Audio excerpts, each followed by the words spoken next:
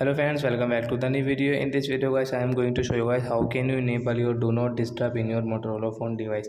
Guys, you want to enable your do not disturb settings, so guys you can enable it in your Motorola phone. In this video guys, I will show you guys how can you enable. So guys, now let's see how to enable do not disturb in Motorola phone.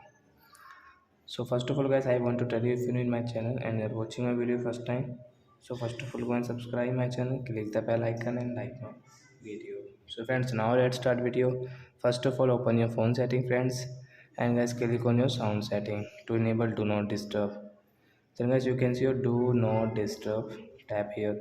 Guys you can see this red icon, turn on now. So I tap here, then guys your do not disturb will enable in your Motorola phone. Do not disturb will stay on until you turn it off. So as your do not disturb will enable in your Motorola phone.